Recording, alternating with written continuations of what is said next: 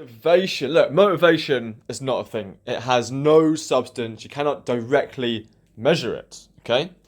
Motivation is a process that is linked to a behavior. That behavior is action. Okay? If a person says they are motivated to get fit or lose weight but take no action, you would seriously doubt their motivation.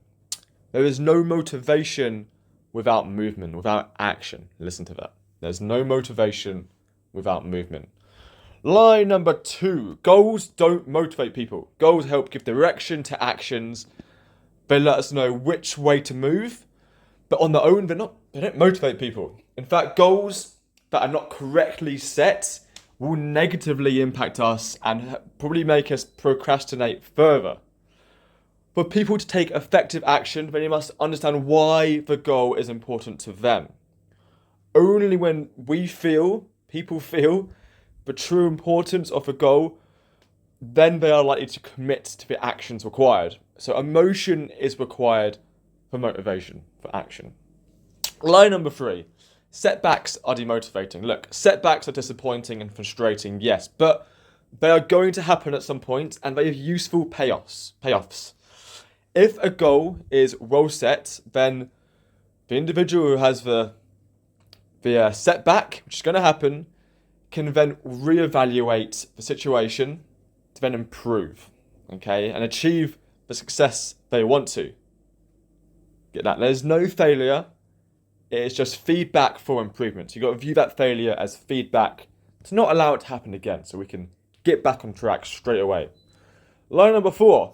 Telling people how to do something will motivate them. Definitely not. Quite the opposite. In fact, people really dislike being told how to do something, especially if they already know how to do it. We're just not taking action. We need to know why a goal or action is important and then figure out how to get that done. So it doesn't mean feedback isn't useful, and without a doubt, support and accountability is so valuable here. But you're going to discover that advice delivered in the form of a question rather than a statement is 1,000 times more effective.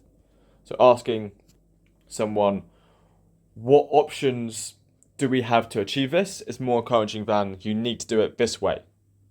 So it's better to ask than it is to tell.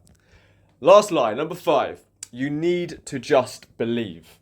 Look, you do need to believe that the goal is important and achievable, but believing alone is not going to get it done. Of course, if you've got negative beliefs or self-talk, that will sabotage the result you want. So celebrating even the smallest of movements towards your goal can maintain motivation, will help. But belief without action is pointless, does not going to help. So do visualize yourself achieving the goal, but take the action required. And finally, if you keep putting your goal off, stalling, and avoiding taking action towards the goal, then ask yourself these following questions. Number 1, how do I feel about the action I am putting off?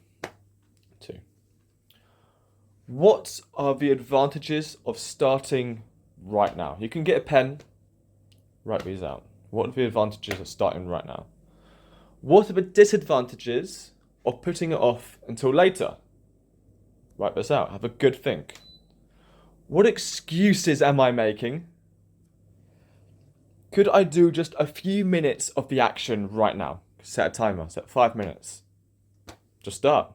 Build that momentum, build that action to get that motivation.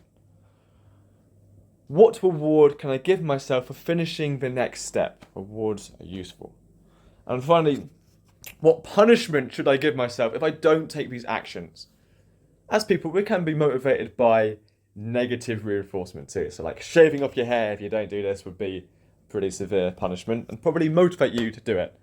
But a gun to your head saying lose 5 kilograms in the next 2 weeks, you'd do it. That's enough motivation.